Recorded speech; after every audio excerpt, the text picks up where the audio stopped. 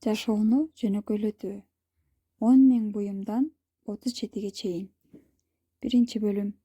Ойгонуу. 42 жаштагы жапон бизнесмени өзүнүн батирине 10.000 буюму менен кирип, 3 күндөн кийин болгону 37 буюму менен чыгып кетти. Ал акылынан азган жок. Ал өзүн тапты. Ошол 3 күндүн ичинде ал эмнени ачса, ошол нерсе анын тынчсыздануусун, карысын, чарчоосун, депрессиясын жок кылды. Эң кызыгы, мунун буюмдарды ыргытып салууга эч кандай тиешеси жок болчу. Жапон минималисттери сиздин көрүшүңүздү каалабаган бир документ бар. Ал жашыруун болгон үчүн эмес. Аны бир жолу окугандан кийин жашооңуз мурункудай болбой калышы үчүн. Ал сиз ээлик кылган нерселердин 99% сизди акырындап өлтүрүп жатканын далилдейт. Ал эми сиздин мүлк топтогонуңуздан пайда көргөн ири тармактар муну сиз эч качан билип калбашыңыз үчүн миллиарддаган каражаттарды жумшашкан. Бул Тэйшинин гана окуясы эмес, бул баарыбызга тиешелүү сабак. Эгер сиз дагы буюмдардын оордугунан чарчап, ички тынчтыкка жетүүнү каалап, биз менен видеону аягына чейин көрүңүз дагы.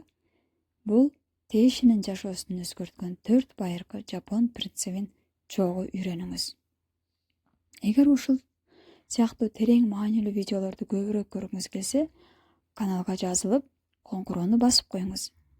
Бул бизге ушундай мазмундагы видеолорду чыгарууга чоң мотивация берет. Эми батирде эмне болгонун чогуу көрөлү. Жапон минималисттери сиздин көрүшүңүздү каалабаган бир документ бар дедик. Ал жашыруун болгон үчүн эмес, аны бир жолу окугандан кийин жашооңуз мурункудай болбой турганы үчүн. Сиз дээрлик ээлик кылган нерселердин 99% акырындап өлтүрүп жатканын далилдейт. Ал эми сиздин мүлк топтогонуңуздан пайда көргөн ири тармактар муну сиз эч качан билбей калышыңыз үчүн миллиарддаган каражат жумшашкан. Кээ бир адамдардын кичинекей жерде жашап, бирок заңгыраган сарайда жашагандарга караганда тынчыраак экенин байкадыңыз беле? Алардын эч нерсеси жок. Бирок алар эч нерсеге муктаж эмес. Ал эми сиз буюмдарга чөгүп, өз үйүңүздөн ачкычыңызды таба албай, колдо бар нерселердин оордугунан чарчап жүрөсүз. Бул адамдар жашоодо укмуштуудай жеңилдик менен жүрүшөт.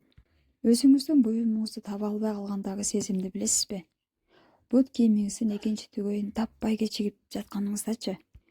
Же бөлмөңүздө буюмдар ушунчалык көп болгондуктан дем жетпей жаткандай сезилгенде, бул иретсиздик эмес. Бул сиздин жан дүйнөңүздүн кансо деп кыйкыргандыгы.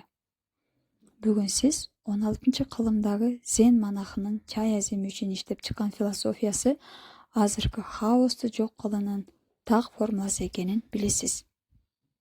Экинчи бөлүм. Кансо принциби. Жөнөкөйлүк.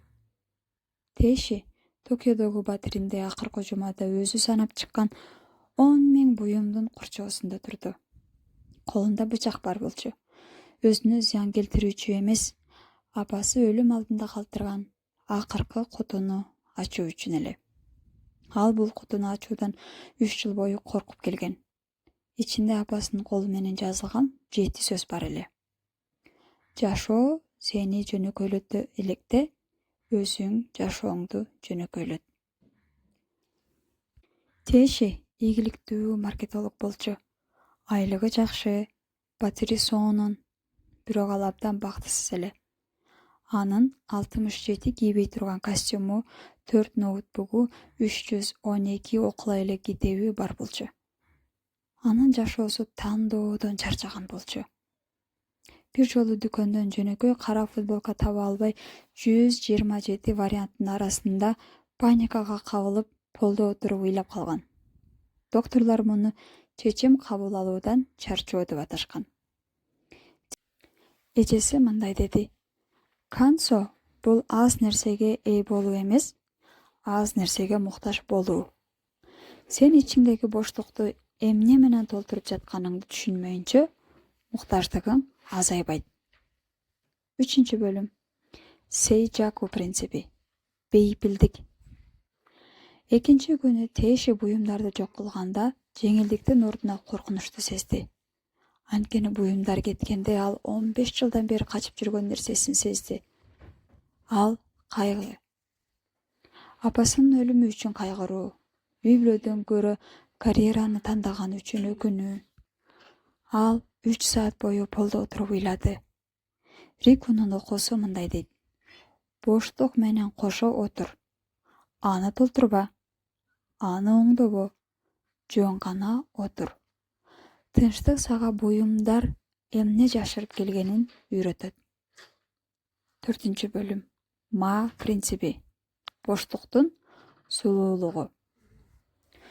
3 күнү тээши ма принцибин ачты. Батыштын тазалоосу жаңы буюмдарга орун бошотуу үчүн жасалат. Ал эми жапондордун ма түшүнүгүндө боштуктун өзү маанилүү нерсе. Тээши бөлмөсүндөгү баардык нерсесин чыгарып, 1 саат бош бөлмөдө отурду. Алгач коркунуч болду, бирок кийин тынчтык келди. Ал бөлмөсүндө болгону 12 буюмду кайтарды. Матрац, лампа, чай топтому, 3 китеп, бир нече кийим боштук ага дем алууга мүмкүнчүлүк берди. 5 бөлүм. Шиисен. Табигыйлык. Тээши өзүнө суроо берди. Эмнени калтырышым керек? Эжеси мындай деп жооп берди. Кыялыңдагы адам үчүн эмес, азыркы чыныгы өзүң үчүн керектүү нерсени калтыр. Тээши анын 90% буюмдары кыялындагы адамга, ийгиликтүү бизнесмен, профессионал фотограф жана башкалар кыялындагы адам үчүн гана таандык экенин түшүндү. Ал эми чыныгы тээши чай ичкенди, жазганды жана тынчтыкты жакшы көрчү. Ал коомдун басымы менен алган 10 000 буюмдун ордуна өзүнүн чыныгы болушуна кызмат кылган 37 буюмду гана калтырды. 6 бөлүм. Толук трансформация. 6 айдан кийин тээши жумушунан чыгып минимализм боюнча коуч болуп иштей баштады. Кирешеси азайганы менен бактысы өлчөөсүз өстү. Анын 850 чарчы футтук батири эми сарайдан кенен сезиле баштады. Атасы келип батирин көрүп ыйлап жиберди. Апаң сени менен сыймыктанмак. Ага 10 000 буюму бар бизнесмен эмес, ушул тынчтыктагы сен керек элең, деди. 7 бөлүм. Татаалдык жөнүндө тынчтык. Сиз буюмдарды аларды жакшы көргөнүңүз үчүн топтобойсуз.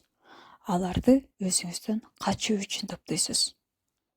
Мисалы, шопинг, ички боштукту дарылоо, тартипке келтирүү, хаосту көзөмөлдөөгө аракет кылуу, статус үчүн сатып алуу, башкалардан мактоо күтүү. Изилдөөлөр көрсөткөндөй, орточо үй-бүлөдө 300 000 буюм бар. Адамдар өмүрүнүн 7 жылын ошол буюмдарды тазалоого, издөөгө, күтүүгө жумшашат. Сиз буюмдардын кожоюну эмес, алардын кулуна айланасыз. 8 бөлүм. Алдыга карай жол. Тээши сыяктуу 3 күндүн ичинде баарын өзгөртүүнүн кереги жок. Сиз азыр баштасаңыз болот. Мисалы, 1 жума ичи кансо бөлмөңүздү бош элестетип, ичине эмнени гана кайтарарыңызды ойлонуңуз. 2 жумада болсо сейжаку күнүнө 30 мүнөт телефонсуз, музыкасыз тынчтыкта отуруңуз. Эмнеден качып жатканыңызды сезиңиз. 3 жумада болсо ма принципи. Бир эле бетти же столду же текчени толук бошотуп, 1 жума бош кармаңыз. 4 жумада болсо шизен принципи. Кыялымдагы адамга тиешелүү буюмдардан арылам. Кыялыңыздагы адам үчүн топтоп жүргөн буюмдарыңыздан толук арылыңыз. 90 күндүк өзүңүзгө чакырык жарыялап көрүңүз. Күнүнө болгону 1% буюмуңуздан арылыңыз. 90 күндөн кийин сизде 3 маанилүү 3% гана калат.